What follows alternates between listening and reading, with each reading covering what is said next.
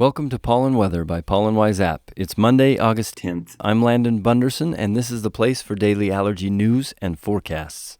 Today I want to briefly discuss allergy asthma, but first let's do the forecast. Pollen is going to peak in the 50s and 60s across most of the continent today. Most of the states east of the Mississippi are going to be a bit lower with highs in the 30s and 40s, but the extreme southeast will only see highs in the 20s. Mold is going to be highly variable today, from 95 near Albuquerque to 0 in South Carolina. It's just one of those days where local conditions are going to be highly influential, so there's not really a pattern across the U.S. Some severe weather going to move into eastern Iowa today. As always, the gusty conditions that precede rainfall are a recipe for spikes of pollen and mold. Looking at temps, a lot of high 90s from the bottom half of the U.S. Phoenix is looking at 111 and Sioux Falls won't quite hit 80.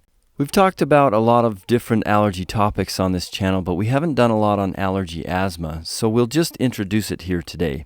Asthma is a condition in which a person's airways become inflamed, narrow, and swell, making it difficult to breathe. Symptoms may include wheezing, coughing, chest tightness, and trouble breathing, especially early in the morning or at night. With a severe asthma attack, your airways close so much that you don't get enough oxygen to function normally. Unfortunately, asthma is becoming more prevalent in many countries, and about 60% of people with asthma have allergic asthma, which means that your asthma symptoms are triggered by allergies. If your asthma is triggered by airborne allergens, using the Pollen Wise app and knowing what's in the air will be helpful to you, as high pollen and mold levels can cause a severe asthma attack. If your allergy symptoms trigger tightness in the chest and difficulty breathing, if you have wheezing, you might consider visiting a doctor to be evaluated for allergic asthma. A skin or blood test is used to measure your sensitivity to common allergens, and only a doctor can use that information to diagnose you for allergy asthma. As I said, this is just an introduction to allergy asthma. If you have questions or concerns, you should consult a doctor. Thanks for listening.